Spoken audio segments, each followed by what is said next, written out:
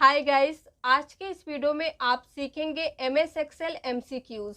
MS Office में आते हैं वर्ड, एक्सेल, पावर पॉइंट और एक्सेस। टॉपिक है एक्सेल। 50 क्वेश्चन इस वीडियो में हम कवर करने वाले हैं। जो आप किसी भी एग्जाम्स की प्रिपरेशन कर रहे हो, ये क्वेश्चन आपके बहुत ही काम आएंगे। चलिए आज का वीडियो हम स्टार्ट करते हैं। सबसे फर्स्ट क्वेश्चन है, which of the following is latest version of Excel. इनमें से कौन सा एक्सेल का लेटेस्ट वर्जन है? तो करेक्ट आंसर होगा C number 2019। Excel files have a default extension of. MS Excel की जो फाइल होती है उसका डिफॉल्ट फाइल एक्सटेंशन क्या होता है? करेक्ट आंसर होगा फर्स्ट नंबर। हम जो भी लेटेस्ट वर्जन यूज कर रहे हैं 2007 से लेकर अब तक का, उसका फाइल एक्सटेंशन यही है। लेकिन अगर आपसे एग्जाम में 2003 एमएस एक्सेल का फाइल एक्सटेंशन पूछता है, तब आपका करेक्ट आंसर होगा सेकेंड नंबर .xls। और 2007 से लेकर के अब तक का जो लेटेस्ट वर्जन है उसमें लास्ट में x ऐड हो जाता है, ये आपको ध्यान रखना है। An Excel workbook is a collection of. Excel का जो वर्कबुक होता है वो किसका कलेक्शन है? करेक्ट आंसर होगा fourth number worksheet and charts. Which symbol must all formula begin with. जब भी हम एक्सेल पे कोई फॉर्मूला यूज करते हैं तो किस सिंबल से हमारा सारा फॉर्मूला स्टार्ट होता है? तो करेक्ट आंसर होगा फर्स्ट नंबर इक्वल से। हम सबसे पहले इक्वल लगाते हैं, उसके बाद ही कोई फॉर्मूला लिखते हैं। Where are row and column meet are known as. जब भी एक बॉक्स में रो और कॉलम मीट होती है तो उसे क्या कहते हैं? उस बॉक्स का नाम क्या होता है? तो करेक्ट आंसर होगा फर्स्ट नंबर आ सेल। उसे सेल कहते हैं। आप सोचेंगे कि रो और कॉलम जहां पे मिलता है तो उसे बॉक्स कहते हैं, नहीं, वो बॉक्स बनता है लेकिन उसका नाम होता है cell, CELL। The first cell in Excel worksheet is labelled as. जो एक्सेल वर्कशीट की फर्स्ट सेल होती है उसका नेम क्या है? आप ये समझ लीजिए। तो करेक्ट आंसर होगा सेकेंड नंबर। आप देखिएगा A1 लिखा रहता है वहां पे।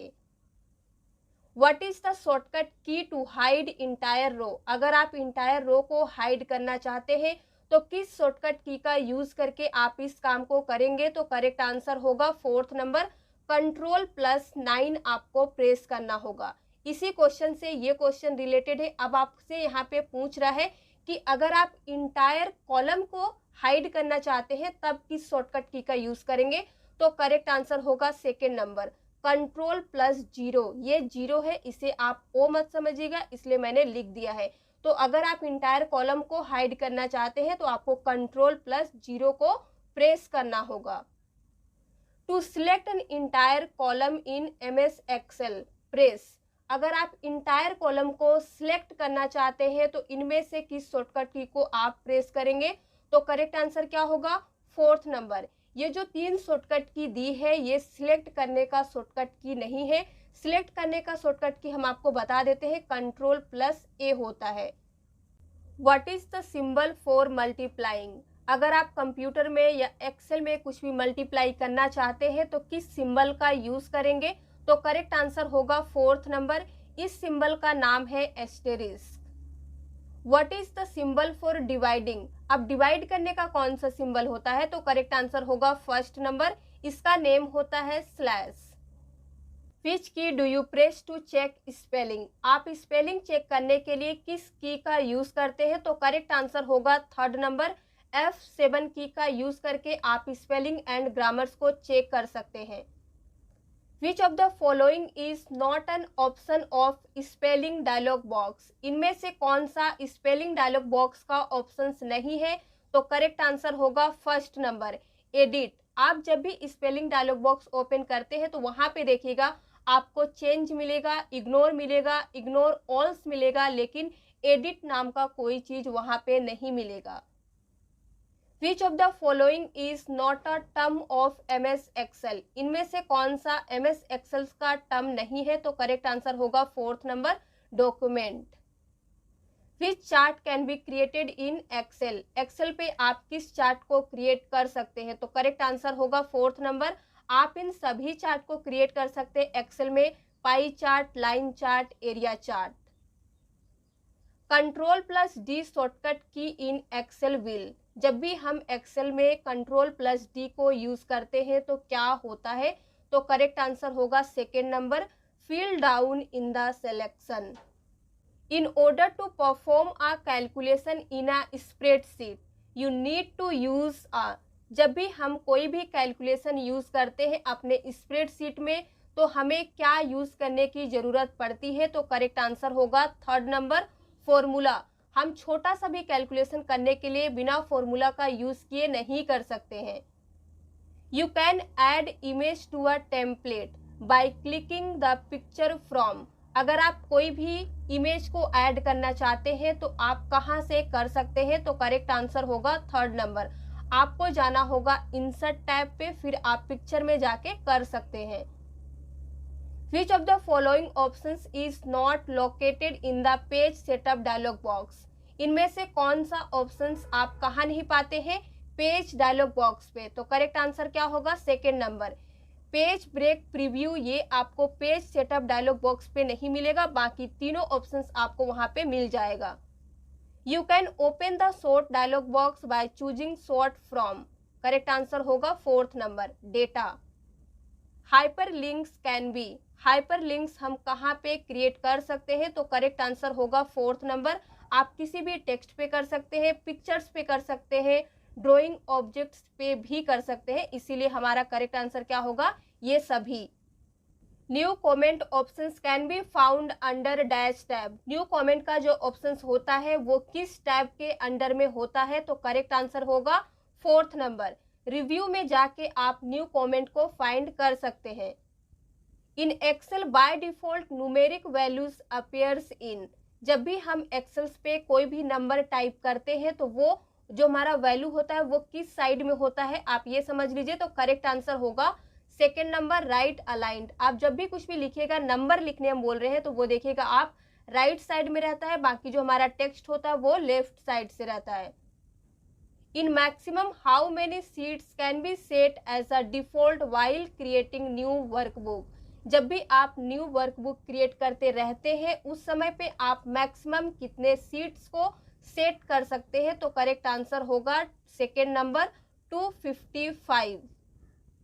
What is the shortcut key to replace a data within sheet. Within sheet मतलब सीट के अंदर में अगर आप किसी भी डेटा को किसी डेटा से रिप्लेस करना चाहते हैं तो किस शॉर्टकट की का यूज करेंगे, तो करेक्ट आंसर होगा second number, control plus H. ये रिप्लेस का शॉर्टकट की होता है। Excel displace the current cells address in the dash. जो एक्सेल होता है वो करेंट सेल्स के एड्रेस को कहाँ पे डिस्प्ले करता है, तो करेक्ट आंसर होगा थर्ड नंबर, नेम बॉक्स में। इसी से रिलेटेड है हमारा ये question, the name box dash. इसका करेक्ट आंसर होगा first number, appears to the left of the formula bar. जो नेम बॉक्स होता है वो फॉर्मूला बार के लेफ्ट में होता है। एक्सेल सीट में आप इसे देखिएगा, आपको फॉर्मूला बार के लेफ्ट में मिलेगा। A worksheet can have maximum number of rows in Excel 2019। Excel 2019 का जो एक वर्कशीट होता है उसमें मैक्सिमम नंबर ऑफ रोज कितने होते हैं, तो करेक्ट आंसर होगा फोर्थ नंबर, 10,48,576 रोज होते हैं। अगर आपसे एग्जाम में पूछता है कि मैक्सिमम नंबर ऑफ कॉलम्स कितने होते हैं, तब इसका करेक्ट आंसर होगा B number, 16,384 maximum number of columns होते हैं। How many character can be typed in a single cell in Excel.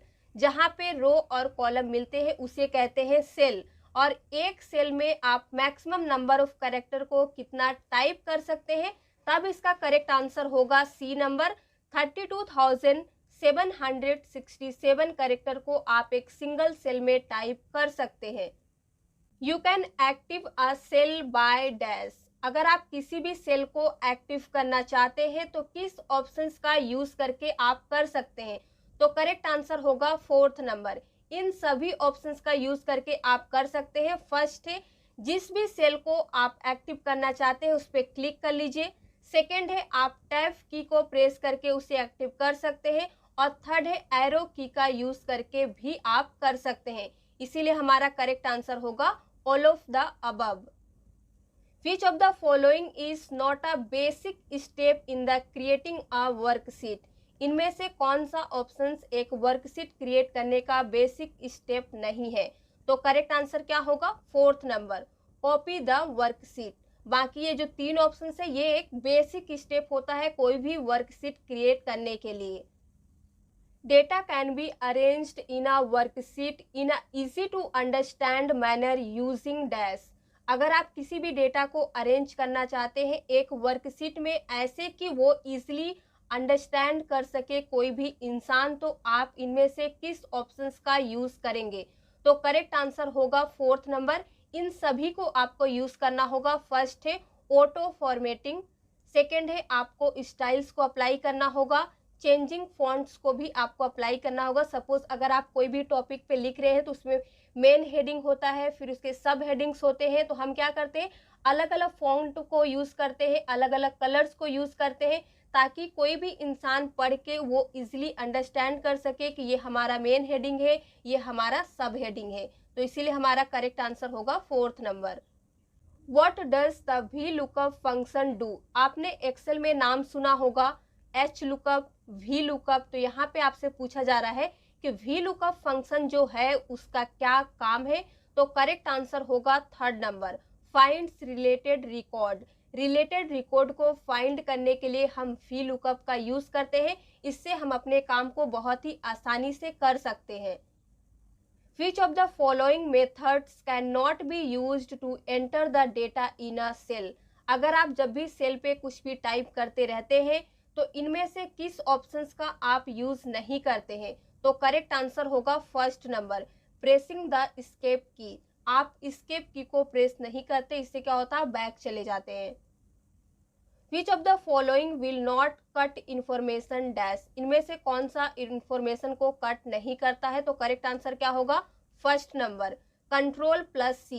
ये कॉपी का शॉर्टकट की है, इसका यूज करेंगे तो आपका जो भी डेटा रहेगा वो कट नहीं होगा। बाकी जो 3 ऑप्शन है अगर आप इनका यूज करेंगे तो वो कट हो जाएगा।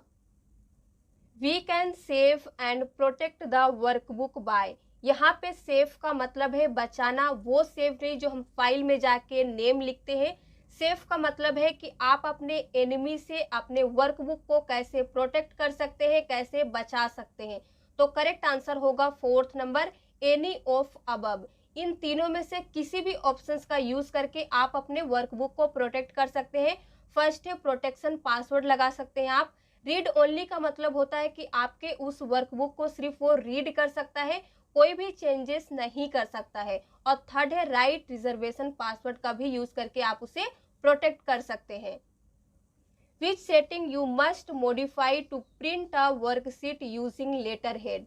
जब भी हम किसी भी वर्कबुक को प्रिंट करते हैं लेटर हेड को यूज करके तो हमें क्या करना पड़ता है? थर्ड, मार्जिन में मॉडिफिकेशन थोड़ा सा करना पड़ता है। You accidentally erased a record in the sheet. Which command can be used to restore it automatically? Suppose आप एक्सेल के किसी वर्कबुक पे काम कर रहे हैं और आपने जो भी डेटा लिख के रखा है वो आपसे गलती से डिलीट हो गया। अब उसे आप फिर से लाने के लिए किस कमांड का यूज करेंगे? तो करेक्ट आंसर होगा 3rd नंबर, अंडू कमांड कहते हैं। इसका शॉर्टकट की होता है Ctrl+Z। जैसे ही आप इसे प्रेस करेंगे तो जो भी डेटा आपका डिलीट हो गया था वो ऑटोमेटिकली आपके सिस्टम के स्क्रीन पे आ जाएगा, उस सीट पे आ जाएगा। नोट एंड और ये सब जो होते हैं ये क्या है? तो करेक्ट आंसर होगा 1st number, logical operators. MS Excel can be use to automate dash. MS Excel जो होता है उसे ऑटोमेट करने के लिए इनमें से किस ऑप्शंस का यूज करके किया जा सकता है? ऑटोमेट का मतलब होता है किसी भी चीज को स्वचालित करना। तो हमारा करेक्ट आंसर होगा 4th number, any of above. अब देखिए फर्स्ट है transaction registers inventory control, second है फाइनेंशियल स्टेटमेंट्स बिजनेस फोरकास्टिंग और लास्ट है अकाउंट्स रिसीवेबल और accounts payable.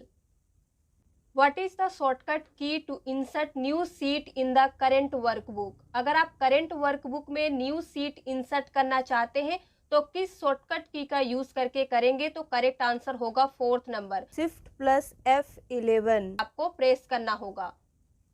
Which of the following is correct dash, इनमें से कौन सा सही है? तो करेक्ट आंसर होगा fourth number, all of the above. Average निकालने का ये तीनों तरीका सही है। Which of the formulas will Excel not be able to calculate, इनमें से किस फॉर्मूला को एक्सेल कैलकुलेट नहीं कर पाएगा? करेक्ट आंसर होगा डी नंबर। 10 + 50 अगर आप लिख के छोड़ देंगे तो एक्सेल इसे कैलकुलेट नहीं कर सकता है। एक्सेल में कोई भी फॉर्मूला यूज करने से पहले आपको इक्वल टू यूज करना पड़ता है, तभी आपका कैलकुलेशन डन होगा। You can use drag and drop method to, drag and drop method हम किस लिए यूज करते हैं? तो करेक्ट आंसर है third number, A and B दोनों के लिए, कॉपी सेल कंटेंट और मूव सेल कंटेंट के लिए। To insert 3 columns between D and E you would dash, देखिए ये क्वेश्चन इंटरव्यू में बहुत बार पूछा गया है कि अगर आप डी एंड ई के बीच में 3 कॉलम और इंसर्ट करना चाहते हैं तो आप इनमें से किस ऑप्शंस का यूज करना चाहेंगे? तो करेक्ट आंसर होगा थर्ड नंबर, आपको सिलेक्ट करना होगा ई, एफ एंड जी, किसके बीच में कॉलम इंसर्ट करने के लिए? डी एंड ई। इसे आप प्रैक्टिकल जरूर कीजिएगा, तभी आपका डाउट क्लियर होगा और आपको याद भी रहेगा। Which area in Excel window allows entering values and formula, इनमें से कौन सा एक्सेल का विंडो है जो हमें अलाउ करता है कोई भी फॉर्मूला और वैल्यूज को लिखने के लिए? तो करेक्ट आंसर होगा फॉर्मूला बार। फॉर्मूला बार में आप कोई भी फॉर्मूला को भी लिख सकते हैं और किसी भी वैल्यू को भी एंटर कर सकते हैं, लिख सकते हैं। Microsoft Excel is a powerful, correct answer होगा second number, powerful spreadsheet package है। और आज का लास्ट क्वेश्चन है, MS Excel is based on dash, किस पे बेस्ड है? तो करेक्ट आंसर है फर्स्ट नंबर, विंडोज पे। तो आज के लिए बस इतना ही। अगर आपको वीडियो पसंद आया हो तो लाइक कर दीजिए, शेयर कर दीजिए। इसी तरह के और वीडियो देखने के लिए हमारे चैनल को सब्सक्राइब करना ना भूलें।